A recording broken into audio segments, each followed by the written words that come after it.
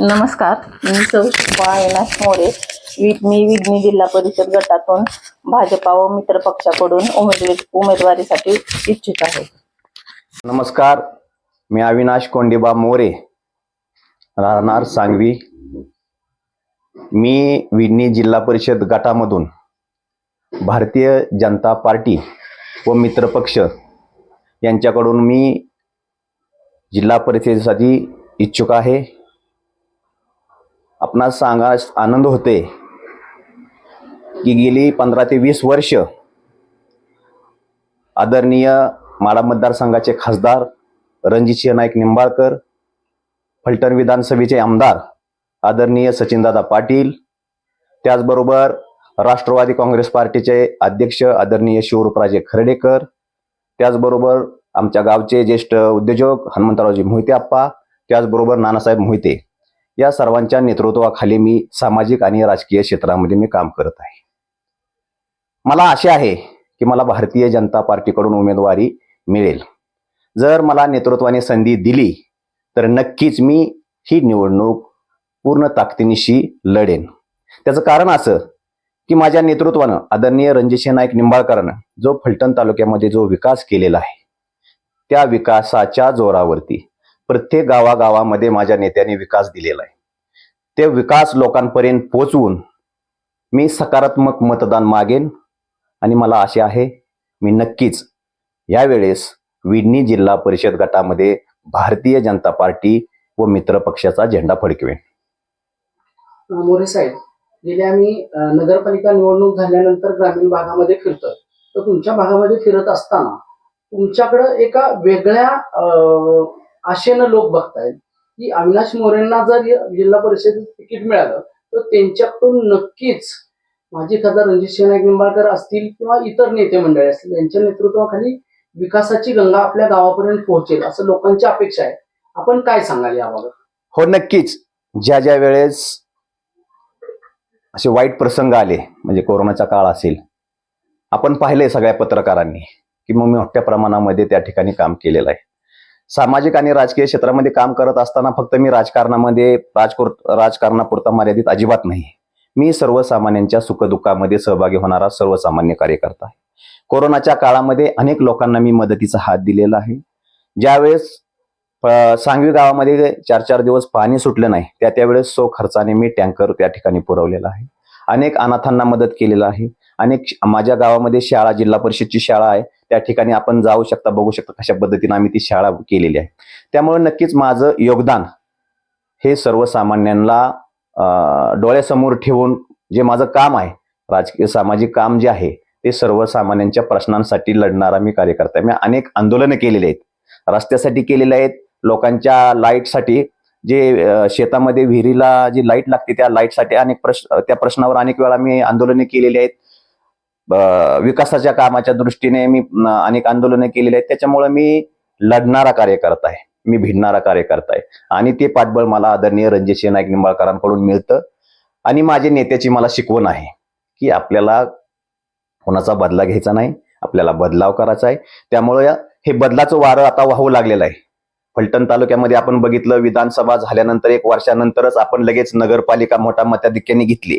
आता लोक बदलू लागलेत, लोकांना विकास पाहिजे. तरुण पिढी पूर्ण आता विकासाच्या दृष्टीनं स्वप्न पाहू लागलेले आहे. कारण गेले 10-15 किलोमीटरला आपण नदीच्या पलीकडे गेलो तर पूर्ण विकसित भाग बारामती आपण पाहतो, त्या ठिकाणी रस्ते पाहतो, तिथलं MIDC पाहतो.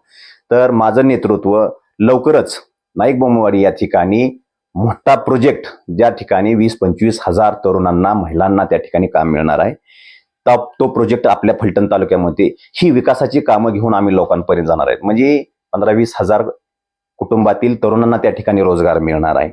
निरा देवधर असेल, त्यामुळे शेतकऱ्यांची शेती सुजलाम सुफलाम झाली. आपल्या फलटण तालुक्याला RTO ऑफिस आलं, त्यामुळे आपल्या फलटणची एक वेगळी ओळख निर्माण झालेली आहे.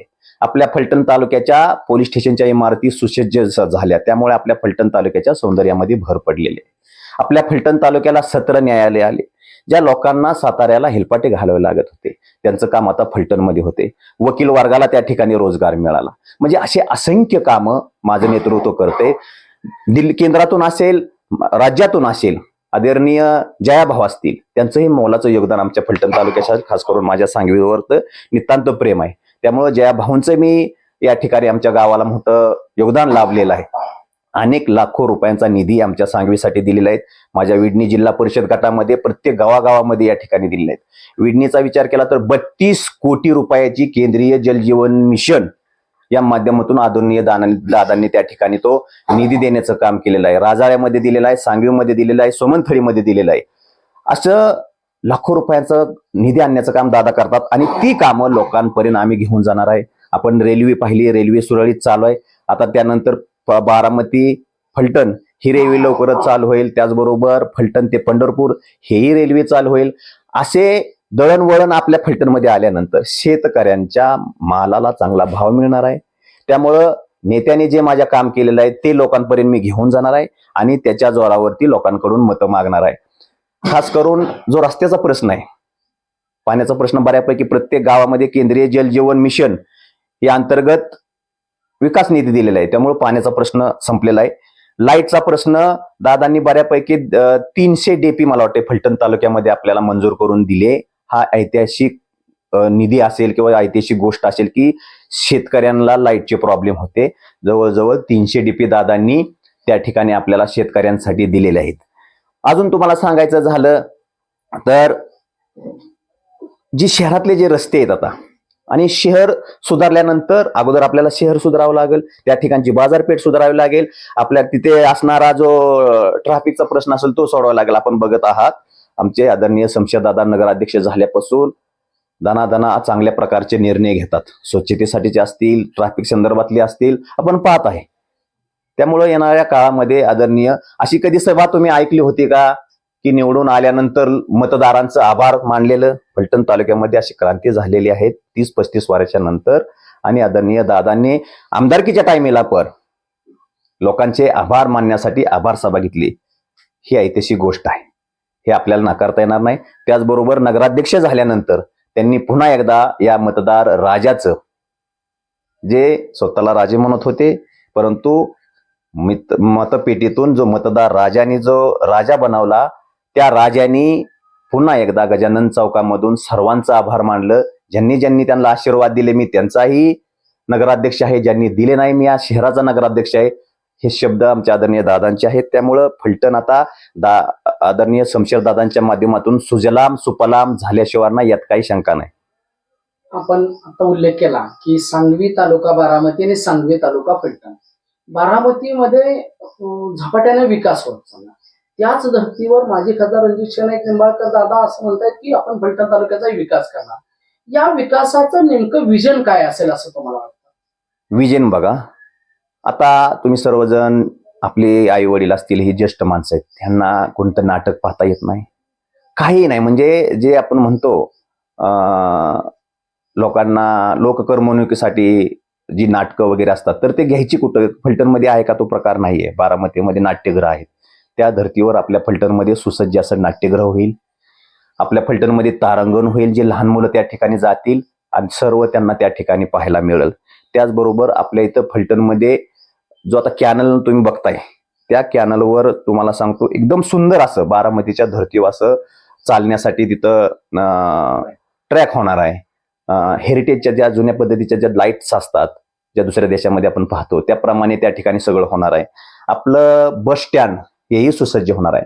म्हणजे जे बारामतीत असेल ते माझ्या फलटणमध्ये असलं पाहिजे, हा ध्यास माझ्या नेतृत्वामध्ये आहे आणि ती धमक माझ्या नेतृत्वामध्ये आहे. त्यामुळे हा विकासाचा अजेंडा घेऊन मी प्रत्येक मतदारापर्यंत जाणार आहे, ते त्यांना समजून सांगणार आहे. आता मतदार, तरुण पिढी सर्वांनी ओळखलेलं आहे की आता जो माणूस काम करतो त्याच्या पाठीमागं खंबीरपणाने उभं राहायचं. आपण लोकसभेला पाहिलं, त्या ठिकाणी फलटणनं लीड दिलं. त्याचबरोबर आपण विधानसभेला पाहिलं, संपूर्ण फलटणनं लीड दिलं. आणि त्याचबरोबर आपण आता नगरपालिका पाहिली. आता ह्या सत्ता सर्व दादांच्या हातात द्यायच्या आहेत आणि लोकांना स्वतःचा सर्वांगीण सर्व शहराचा विकास करून घ्यायचा आहे, एवढंच सांगेल. ते सांगितलं तुम्ही शहराबाबतीमध्ये, पण ग्रामीण भागामध्ये अजून अनंत प्रश्न पुढे येत आहेत की शेतकऱ्यांचा पाणंद रस्ते असतील, ग्रामीण भागामधील छोटे छोटे रस्ते असतील, काही भागामध्ये अजून शौचालय नाही आहेत किंवा सार्वजनिक जे व्यवस्था असते त्या व्यवस्थेची अजून अपूर्तता आहे. याबाबत आपण ग्रामीण भागाचा कसा कायापालट करणार आहात?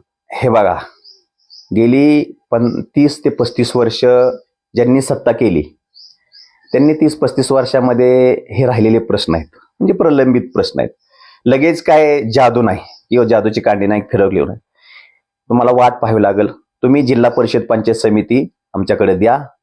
पंचायत समितीवरती आता भारतीय जनता पार्टी आणि मित्र पक्षाचा झेंडा फडकावा. हे केल्यानंतर तुम्ही जे सांगाल ते फिल्टरमध्ये होणार आहे. सर्व सत्ता आपल्याकडे असल्यानंतर आपल्याला विकास निधी खेचून आणता येतो. त्यामुळे येणाऱ्या काळामध्ये सातारा जिल्हा परिषद ही भारतीय जनता पार्टीचाच झेंडा त्या ठिकाणी लागणार आहे.